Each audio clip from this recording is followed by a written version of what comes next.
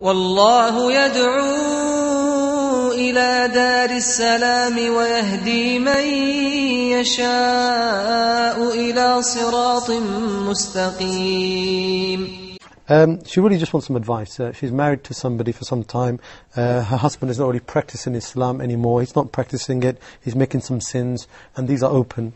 She wants to know, what's my situation? Am I really allowed to ask for divorce, or do I have to stick in this marriage until I pass away?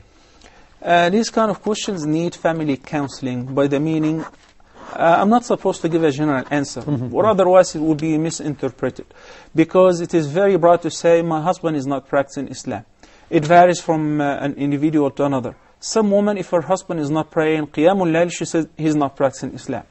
And another woman is serious and says that he does not pray. Even Jumu'ah, he does not pray. He did not fast during this last Ramadan. He's drinking or whatever. If somebody does not pray and for a while and he's insistent on not praying, he judged himself as a non-Muslim. Brothers and sisters, you have to understand this equation. The Prophet ﷺ said, "Man tarakaha العهد الذي بيننا وبينهم الصلاة فمن تركها فهو منهم." The barrier, the difference between us and others, that pronoun refers to non-Muslims, is as-salah. Maybe a Muslim is committing major sins, but when it comes to the salah, that is the most important pole of Islam. If he's not praying, then he's one of them. He's not one of us. And that's why if you're living in a Muslim society and you happen to present your case before a Muslim judge, he will separate you because he says he's not a Muslim.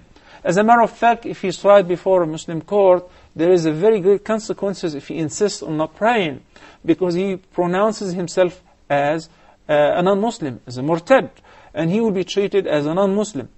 So first of all, we have to find out what exactly, what kind of level he's on of practicing Islam. Is he praying? Yes. Maybe he's smoking, and that's a major sin as I consider. So we have to speak to him. We have to explain to him. If there is a conflict between the couple, right away, one of them would pick on the worst things in the traits of the other and present them in his or her questions. And that's why I tend to avoid answering these questions on air. I prefer to have personal counseling with issues of marriage, divorce, and family counseling. It is preferable to have a local sheikh who sits and you both consult him and you get a fatwa from him. There is also a recommendation, as Allah subhanahu wa ta'ala says, فَبَعَثُوا حَكَمًا مِنْ أَهْلِهِ وَحَكَمًا مِنْ أَهْلِهَا. But if it is serious, such as that he's not praying, and you guys spoke to him repeatedly, and you advised him, and you spoke to his family members, and he's insisting on not praying, then life with such person is permissible, not because of your choice, but because Allah subhanahu wa ta'ala said so.